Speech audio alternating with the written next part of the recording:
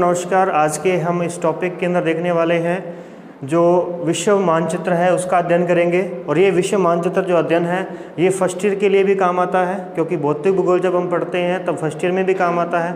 मानव भूगोल पढ़ते हैं तो ये सेकंड ईयर के लिए भी काम आता है, और थर्ड ईयर में तो मेन इसका रोल है विश्व के मानचित्र का। इसलिए हम इन सभी क्लासों के निचोड़ को लेकर के चल रहे हैं। तो चलिए सबसे पहले शुरुआत करते हैं विश्व के बारे में। तो पृथ्वी जो हमारी पृथ्वी है, इस पर यदि हम बात करें स्थल और जल के बारे में, तो सबसे पहले यहीं से शुरुआत करते हैं। पृथ्वी के बारे में शुरू करते हैं। सबसे पहले ध्यान रखिएगा कि पृथ्वी का जो क्षेत्रफल है हमारे पास में, जो ऊपर का सरफेस है, वो है 51 करोड़ वर्ग किलोमीटर। 51 करोड़ वर्ग किलोमीटर इसका क्षेत्रफल है, वर्ग किलोमीटर। ठीक है।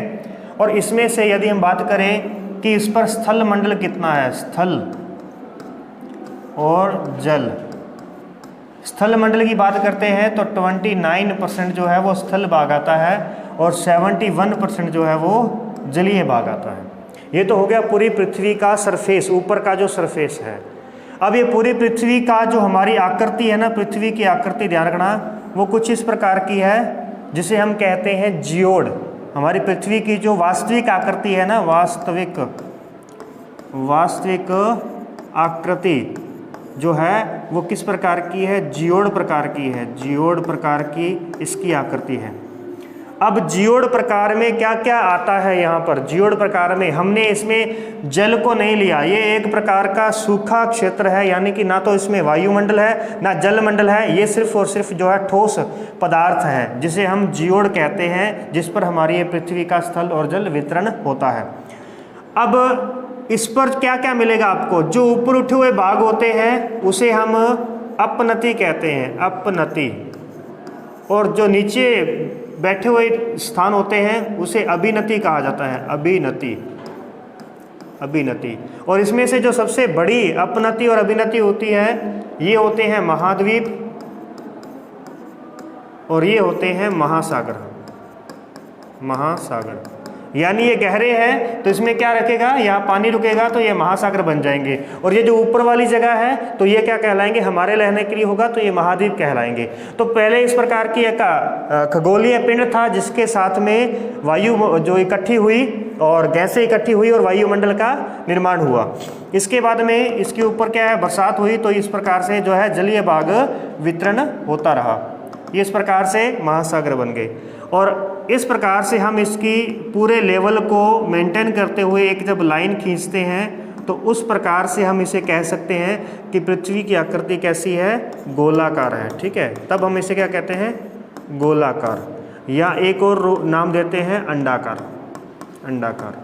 तो अगर आपसे पूछा जाए कि पृथ्वी की वास्तविक आकृति क्या है तो ध्यान रखना कौन सी है, जियोड प्रकार की आकृति है। जियोड के पास में ना तो वायुमंडल होता है ना ही उसके पास में जल होता है।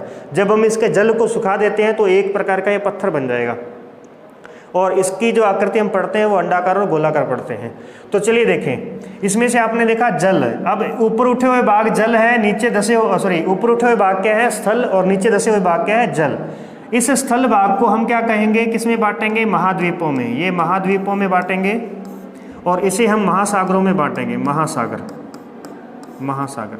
और यदि हम पहले पुराने बहुत ही आज से लगभग 200 मिलियन वर्ष पहले की यदि हम बात करें, 200 मिलियन वर्ष पहले की यदि हम बात करें तो यहाँ पर जो महाद्वीप था ना वो एक ही था जिसका नाम था पेंजिया। क्या नाम था भी, पेंजिया। और एक ही बड़ा महासागर था यानी जलीय क्षेत्र था जिसका नाम था पेंथालासा, पेंथालासा। अब हुआ क्या, इस पेंजिया के आगे चल करके दो टुकड़े हो जाते हैं जिसमें एक अंगारा लैंड और दूसरा गोंडवाना लैंड की उत्पत्ति होती है। ये हो गया हमारे पास में। यहाँ पर ये लगभग हमारे पास चलेगा तो ये 70 से 80 मिलियन वर्ष पहले की बात आ गई। ये कब की बात है, 200 मिलियन वर्ष पहले की।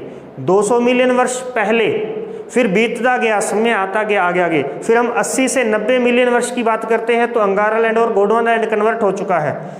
फिर उसके बाद में आगे चलते हैं तो वर्तमान में ये अंगारा लैंड से 3 महाद्वीप बनेंगे और गोंडवाना लैंड से 4 महाद्वीप बनेंगे। इस प्रकार से कुल कितने महाद्वीप बन जाएंगे भी? 7 महाद्वीपों की उत्पत्ति हो जाएगी, जिसमें से 3 अंगारा के होंगे और 4 आपको गोंडवाना लैंड से ध्यान रखने हैं। फिर इधर देखेंगे तो पैंथालासा अलग अलग भागों में टूटता गया इनकी वजह से, और जो भी पीछे पानी का जो क्षेत्र बचा वो किस में कन्वर्ट हो गया? 5 महासागरों में कन्वर्ट हो गया। तो महासागर कितने बन गए? 5, और महाद्वीप कितने बन गए? 7 बन गए। तो चलिए हमें इसी चीज़ों का अध्ययन करना है, तो हम सीधा आगे चलते हैं और यहाँ पर देखते हैं। इससे पहले आप एक बार मानचित्र बनाना देखें भी, मानचित्र बनाने का प्रयास करें। तो चलिए मानचित्र बनाते हैं। सबसे पहले आप इस प्रकार से 3 लाइनें ड्रॉ करेंगे, इस प्रकार से मानचित्र बनाएं, क्योंकि हमें हर जगह पर मानचित्र की आवश्यकता होगी। हम जितने भी कृषि को दर्शाएंगे या किसी भी चीज़ को दर्शाएंगे ना, जब भी आप एग्जाम दोगे उस समय आपको मानचित्र बनाना ही बनाना है। और जितना अच्छा मानचित्र बनाएंगे आप, जितनी बातें मानचित्र पर लिखेंगे उनको आप थ्योरी के रूप में ऑटोमेटिक लिख सकते हो, और यहीं से ही आपको अच्छे नंबर प्राप्त हो जाएंगे। तो ठीक है, आप बनाते रहिए भी साथ साथ में, इस प्रकार से बनाएं। ठीक है, पहले हमने ये वाला क्षेत्र बनाया है, इस प्रकार से क्षेत्र बनाया, फिर उसके बाद में हमने ये क्षेत्र बनाया, फिर आगे चले तो इंडिया की आ गई, फिर उससे आगे चले तो ये वाला क्षेत्र आ गया। इस प्रकार से बनाना है, अभी सीख लेना बनाना, ठीक है ना, और नहीं तो अभी बनाओ साथ साथ में, वरना फिर बाद में पता नहीं चलेगा कि कहाँ पे किस जगह पे कैसे किया था हमने, किस जगह को हमने किस प्रकार से बनाया था। देखिए ऊपर की आकृति कुछ ज़्यादा इम्पोर्टेंट नहीं है, तो आप इसको सीधा भी इस प्रकार से ऐसे कर सकते हो। ठीक है, ये होगी हमारे पास में। फिर यहाँ देखते हैं तो ये आ गया हमारे पास में इस प्रकार से ऑस्ट्रेलिया। ठीक है, महाद्वीपों के नाम हम देख लेंगे, पहले बनाने का प्रयास देख लेना भी बनाना कैसे। फिर आगे चलिए यहाँ चलते हैं इस ओर, तो यहाँ से एक लाइन लेंगे इस प्रकार से, और यहाँ पूरा गहरा क्षेत्र आ गया, और ये पूरा पतला हो जाएगा। यहाँ पे पतला होने के बाद में ये क्षेत्र बन गया। ठीक है, तो देख लीजिए यहाँ अगर हम इसके नाम की बात करें तो ये हमारे पास में पूरा का पूरा यूरेशिया है, यूरेशिया, जिसमें यूरोप और एशिया आ जाता है, यूरोप और एशिया आ जाता है। यहाँ बात क्लियर हुई। उसके बाद में सबसे बड़ा महाद्वीप आ गया हमारे पास में एशिया। दूसरा जो बड़ा महाद्वीप है वो है अफ्रीका, अफ्रीका महाद्वीप। 3 नंबर पे उत्तरी अमेरिका, उत्तरी अमेरिका। 3 के नीचे 4 तो उत्तर के नीचे दक्षिण अमेरिका, दक्षिण अमेरिका। ठीक है, 5 नंबर पे जो है हमारे पास में वो आ जाएगा कौन सा भी? अंटार्कटिका। ये अंटार्कटिका है, अंटार्कटिका। इसके बारे में अपने को ज़्यादा आवश्यकता नहीं है, क्योंकि ये पूरा का पूरा ही बर्फ़ से ढका हुआ है, और यहाँ पर ना कोई कृषि ना वगैरह, इसके बारे में कुछ अपने को ज़्यादा नहीं पढ़ने की ज़रूरत। उसके बाद में चलेंगे, 6ठे नंबर पर आ जाएगा कौन सा? हमारे यूरोप, और 7वें नंबर पे आ जाएगा ऑस्ट्रेलिया।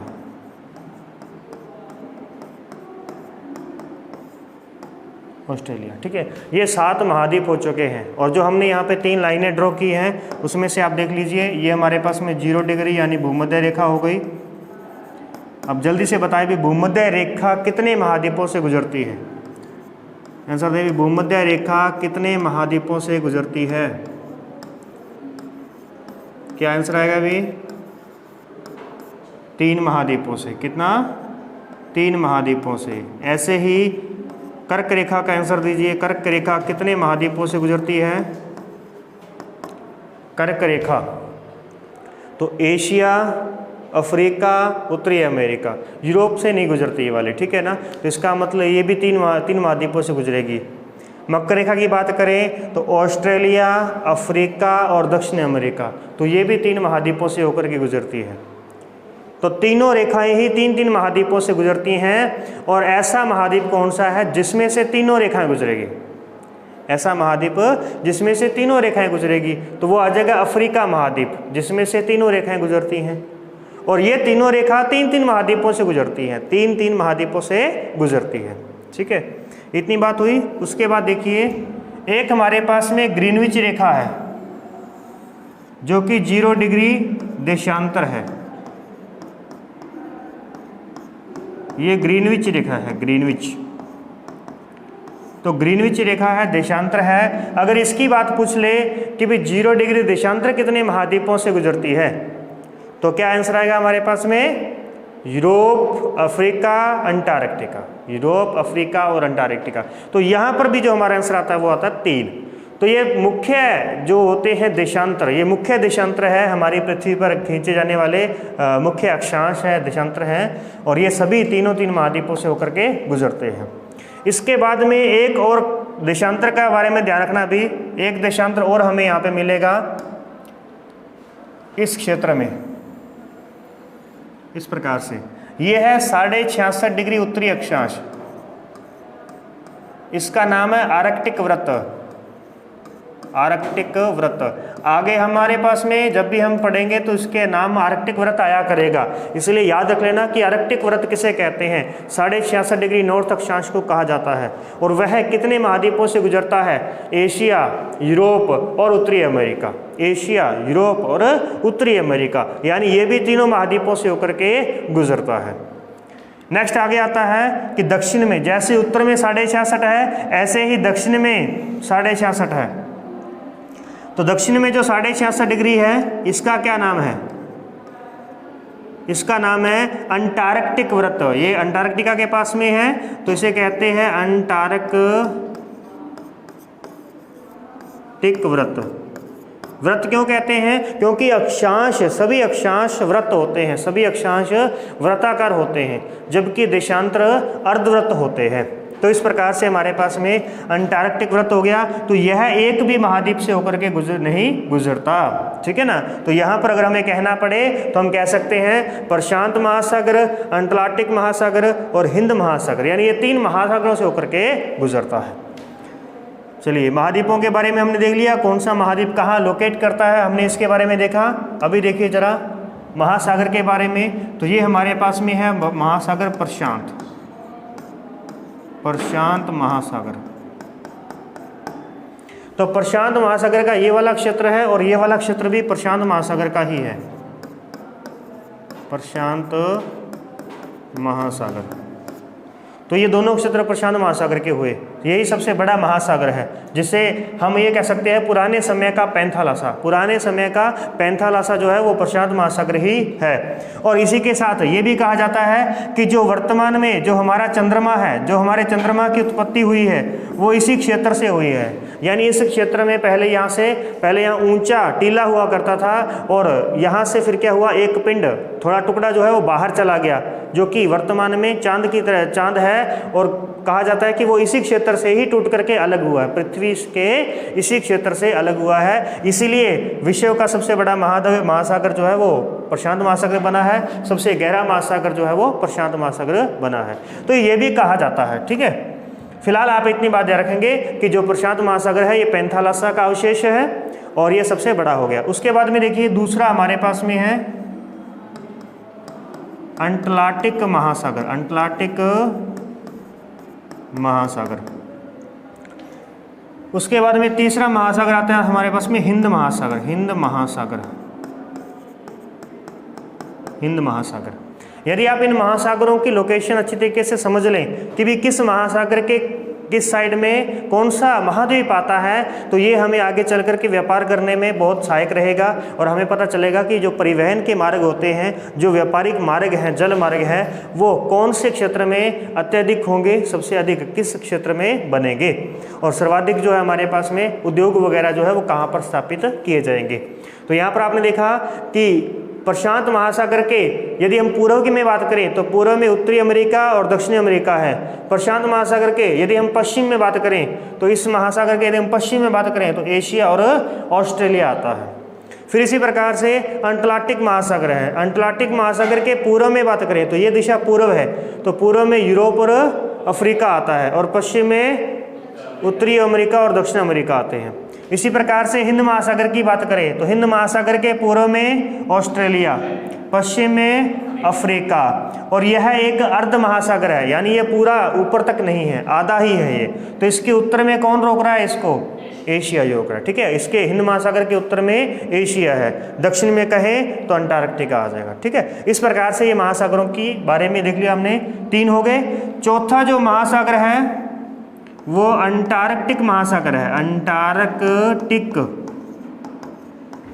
महासागर। जिस प्रकार से अंटार्कटिका महाद्वीप है, उस महाद्वीप के चारों ओर जो जलीय भाग है उसे ही हम अंटार्कटिक महासागर बोलते हैं। अंटार्कटिका बोल दिया तो महाद्वीप, और अंटार्कटिक बोल दिया तो महासागर। फिर इसी के चारों ओर जो लाइन आती है, जो वृत्त बनता है, उसी को ही हम अंटार्कटिक वृत्त भी बोलते हैं। तो 3 बातें यहाँ पे आ गई, अंटार्कटिका, अंटार्कटिक महासागर और अंटार्कटिक वृत्त, ठीक है। चलिए, ऐसा का ऐसा ही हमें उत्तर में भी मिलेगा। जो 5वां महासागर है उसे हम कहते हैं आर्कटिक महासागर, आर्कटिक महासागर। अब आपको पता लग जाना चाहिए कि 66.5 डिग्री नॉर्थ अक्षांश को हम आर्कटिक वृत्त क्यों बोलते हैं। 66.5 डिग्री नॉर्थ अक्षांश जिसे हम आर्कटिक वृत्त बोलते हैं, ये क्यों कहा जाता है? ये इसलिए कि यह उस आर्कटिक वृत्त के, आर्कटिक महासागर के चारों ओर है, ठीक है। और ऐसे ही ये जो है अंटार्कटिक वृत्त, ये भी क्या है? नीचे अंटार्कटिका के चारों ओर उपस्थित है, इसलिए इसको अंटार्कटिक वृत्त और इसे आर्कटिक वृत्त कहा जाता है। क्लियर है इतनी बात? चलिए नेक्स्ट आगे बढ़ते हैं। अभी हमें सबसे पहले इन महाद्वीपों को अलग अलग करना है। प्रत्येक महाद्वीप से अलग करने वाले हमें क्षेत्र देखने हैं, कौन कौन से हैं। तो आगे बढ़ते हैं। चलिए देखिए, तो ये आपके पास में रियल वास्तव में जो है जिस प्रकार से महाद्वीप हैं वो यहाँ पर आपके सामने आ जाएंगे, इस प्रकार से होते हैं। और अब हम अगर इसमें प्रयास करें कि चलो हम इसकी सैर करते हैं अभी, है ना, महासागरों की यदि हम सैर करते हैं तो सबसे पहले देख लीजिए कि यहाँ पर हमारे पास में जो भूमध्य रेखा है वो इस क्षेत्र से होगी, ठीक है। ये हमारे पास में भूमध्य रेखा जो है ऐसे गुजरती है। अब यहाँ पर हम सबसे पहले शुरुआत करते हैं कि हमने लास्ट में जो छोड़ा है वो है आर्कटिक महासागर। जो ऊपर हमने छोड़ा है वो है आर्कटिक महासागर। तो ये आर्कटिक महासागर है, उत्तर वाला आर्कटिक महासागर। अब इस आर्कटिक महासागर में यदि हम पहले यहाँ पे देखें कि इस तरफ हमारे पास में एशिया है, उधर हमारे पास में उत्तरी अमेरिका है, और ये पृथ्वी क्या है? पूरी गोल है। गोल होने की वजह से यदि हम एशिया से पूर्व की ओर यात्रा करते हैं तो हम कहाँ पर पहुँच जाएंगे? उत्तरी अमेरिका में, इस अलास्का क्षेत्र में पहुँच जाएंगे। तो ये उत्तरी अमेरिका है और ये हमारे पास में एशिया है। तो सबसे पहले हम यहीं से बात करते हैं कि इन दोनों को अलग कौन करता है, क्योंकि ये दोनों आपस में जुड़े हुए नहीं हैं, थोड़ा इनमें गैप है। और जो इसमें इस बीच में गैप है ना, उसे कहते हैं बेरिंग जल संधि। क्या बोलते हैं उसे? बेरिंग जल संधि, बेरिंग जल संधि। तो फटाफट अगर आप बनाना चाहें तो जल्दी से दूसरा मैप बना ले भी, एक ही मानचित्र के अंदर कचरा मत करना, ठीक है ना। मैप बना लेना, यहाँ पे दूसरा मानचित्र बनाएं और उसमें समझें। यह प्रयास करूंगा आपको कि एक बार इस मैप का, ओरिजिनल मैप का प्रिंट दे दूं ताकि आप उसमें ये सब बातें भरेंगे, ठीक है। तो चलो एक बार देख लो यहाँ पे बेरिंग जल संधि। अब इस बेरिंग जल संधि से, जल संधि जो होती है जल के बीच में संधि करती है और स्थल भागों को अलग करती है। हमने क्या किया, आर्कटिक महासागर से जब हम आए तो हमने बेरिंग जल संधि से होते हुए हम किस महासागर में पहुँच चुके हैं? प्रशांत महासागर में आ गए। कहाँ पहुँच गए हैं? प्रशांत महासागर। इस प्रशांत महासागर के पूर्व में कौन कौन से महाद्वीप हैं? इस प्रशांत महासागर के पूर्व में कौन कौन से महाद्वीप हैं भी? उत्तरी अमेरिका और दक्षिण अमेरिका है। यानी यहाँ पर हम इस प्रशांत महासागर में आ चुके हैं। प्रशांत महासागर में आने के बाद में अब हम क्या कर रहे हैं? इन दोनों महाद्वीपों को बीच में से तोड़ देंगे। अब इसको तोड़ने वाला जो क्षेत्र है वो क्या कहलाता है? तो देखिए जरा, उसे हम कहते हैं पनामा नहर। पनामा नहर, जो कि पनामा देश के अंदर बनाई गई है। पनामा नहर क्या करती है? उत्तरी अमेरिका को दक्षिण अमेरिका से अलग करती है, और अलग करती है और किसको जोड़ती है? प्रशांत महासागर को किससे? ये वाला हमारा महासागर कौन सा है? अंटार्कटिक महासागर से जोड़ती है। तो अंटार्कटिक महासागर में हमने एंट्री की, यहाँ आगे हम अटलांटिक महासागर के अंदर, अटलांटिक महासागर। अब इस अटलांटिक महासागर के बाद में हम आगे चलते हैं तो इस क्षेत्र में अब हम यूरोप और अफ्रीका को अलग करेंगे, यूरोप और अफ्रीका महाद्वीप को अलग करेंगे। तो यहाँ पर आप देख पाएंगे क्या मिलेगा हमें, जिब्राल्टर जलसंधि भी। कौन कौन सा क्षेत्र हम अलग कर रहे हैं, यूरोप, उत्तर में यूरोप है, नीचे अफ्रीका है, तो यहाँ पर हमें मिलेगा जिब्राल्टर, जिब्राल्टर जल संधि, जिब्राल्टर जल संधि। इस जिब्राल्टर जल संधि से होते हुए हम कहाँ पर पहुंचेंगे, तो हम पहुंच जाएंगे भूमध्य सागर में, भूमध्य सागर में। ये भूमध्य सागर, यदि आपसे पूछा जाए कि वर्तमान में टैथिस सागर का जीता जागता जो अवशेष है वो कौन सा है, तो कौन सा मिलेगा हमें, भूमध्य सागर मिलेगा। अब आपको भूमध्य सागर की लोकेशन पता हो जानी चाहिए कि भूमध्य सागर इस जगह पर है, ना कि भूमध्य रेखा पर। भूमध्य रेखा से यह बहुत दूर है। और यह भूमध्य सागर जो है, यदि हम इससे अपन स्थल की बात करें और सीधे ऊपर आए तो यहाँ पर हमारा इंडिया आ जाएगा। अभी इस क्षेत्र में क्या आ गया, भारत आ चुका है। और इसी भूमध्य सागरीय चक्रवातों से ही भारत के अंदर बरसात होती है, जिसे हम क्या कहते हैं, मावठ कहते हैं। ठीक है, चलिए वापस आते हैं फिलहाल। अभी देखिए, भूमध्य सागर के बाद में अब आगे जाने का रास्ता नहीं था। भी पहले जो यहाँ पुर्तगाल था, तो पहले जो वास्को डी गामा भारत के लिए मार्ग की खोज कर रहा था, तो वो इस प्रकार से आया था, वो इस प्रकार से भारत में पहुंचा था। तो यह 7000 किलोमीटर का मार्ग है, जिसे बाद में आसान कर दिया गया। कैसे आसान किया गया, यहाँ मिस्र देश को काट करके स्वेज नहर बना दी गई, स्वेज नहर। तो बताइए जरा कि स्वेज नहर किस देश को काट करके बनाई गई, किस देश को काट कर बनाएगी, मिस्र को काट कर बनाएगी। पनामा नहर किस देश को काट करके बनाएगी, या वह किस देश में उपस्थित है, तो पनामा देश में ही उपस्थित है। चलिए, जैसे ही हम स्वेज नहर को पार करते हैं, तो स्वेज नहर को पार करने के बाद में हमारे पास में लाल सागर आता है, लाल सागर, ये आ गया लाल सागर, ये लाल सागर आ गया। इस लाल सागर से होते हुए हम पहुंच गए कहां पर भी, हिंद महासागर में पहुंच गए, हिंद महासागर में पहुंच गए हैं। इस हिंद महासागर की बात करें तो यह हिंद महासागर भारत के इस त्रिभुजाकार आकार की वजह से दो भागों में बटा हुआ है, भारत के इस त्रिभुजा आकार की वजह से यह दो भागों में बटा हुआ है, जिसमें एक तरफ हम कहते हैं अरब सागर और दूसरी ओर कहते हैं बंगाल की खाड़ी, इस ओर कहते हैं बंगाल की खाड़ी, बंगाल की खाड़ी। तो अरब सागर, ये जो बंगाल का नाम पड़ा है, ये इस बंगाल रियासत की वजह से पड़ा है, जिसका वर्तमान में बांग्लादेश नाम है।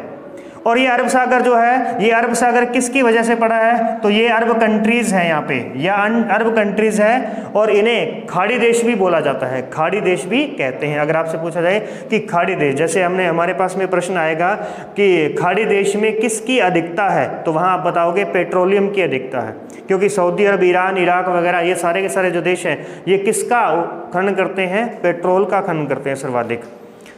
तो इस प्रकार से हमें बताना हो सकता है कि खाड़ी देशों में कौन कौन से देश शामिल होते हैं। तो फिलहाल एक बार आप ध्यान रखिएगा कि ये जो अरब कंट्रियां हैं यहाँ वाली, इसे हम खाड़ी देश कहेंगे, और इसी वजह से इसका नाम अरब सागर पड़ता है। फिर बंगाल की खाड़ी आ गई। अब बंगाल की खाड़ी के बाद में अब हम यहाँ से होते हुए आगे बढ़ेंगे, इस क्षेत्र से होते हुए आगे बढ़ेंगे, तो यहाँ पर हमें एक जल संधि मिलेगी भी, यहाँ जल संधि मिलेगी, जो कि जिसका नाम है मलक्का जल संधि, मलक्का जल संधि, जल संधि। और यही जल संधि है जिस मार्ग से होते हुए जो चाइना है वो इस क्षेत्र में आ सकता है, इस क्षेत्र से वो व्यापार कर सकता है। और यही जल संधि डायरेक्ट हमारे बिल्कुल अंडमान निकोबार के सामने निकलती है। ये जो जल संधि है, जैसे यूं कहें कि अगर कोई इस गेट के अंदर से निकलना चाहेगा तो सामने ही उसको क्या मिलेगा, अंडमान निकोबार मिलता है। और उसी अंडमान निकोबार पर हमने भी अपना एयरबेस वगैरह जो है, और हमने अपने स्थल सेना, जल सेना और वायु सेना के अड्डे यहाँ पे बना रखे हैं, जिस वजह से उसकी नाक में दम हो रखा है। तो यह जो मलक्का जल संधि है, यह मलेशिया और इंडोनेशिया के बीच में है, मलेशिया और इंडोनेशिया के बीच में स्थित है। आगे बढ़ते हुए जाते हैं तो अब आता है दक्षिण चीन सागर, यहाँ पे आ जाएगा दक्षिण चीन सागर, और यह दक्षिण चीन सागर जो है ये हालांकि देखो प्रत्येक महासागर जो होता है वो उसके आसपास के देशों का होता है, परंतु ये दक्षिण चीन सागर है इसको चाइना अपना ही बताता है। ये कहता है कि ये सिर्फ मेरा ही सागर है। तो इस प्रकार से वो यहाँ पे पूर्ण अधिकार करता है, जिस वजह से वर्तमान में इन देशों के साथ में वियतनाम वगैरह है, फिलीपींस वगैरह है, इनके साथ में यहाँ पर इसका मतलब कि कहासुनी भी हुई है। और इसको ये अपना बताता है, किस माध्यम से बताता है? 9 डैश लाइन के माध्यम से। 9 डैश लाइन, ठीक है, ध्यान रखना, 9 डैश लाइन है ना। कैसे देख लेना, इसमें कैसा था 9 डैश लाइन। वो कहता है कि इसमें 9 लाइनें खींची हुई है, 9 डैश लाइन खींची हुई है, उसके बीच में जो क्षेत्र आएगा वो मेरा है, बाकी आप बाहर का यूज कर सकते हैं, परंतु वही क्षेत्र है सबसे अधिक पेट्रोलियम वाला, और इसलिए वो यहाँ पर अधिकार करना चाहता है। तो दक्षिण चीन सागर के बारे में यदि हम आगे बढ़ते हैं तो यहाँ पर हमें मिलेगा पूर्वी चीन सागर।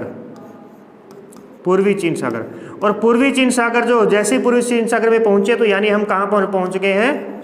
प्रशांत महासागर में आ चुके हैं।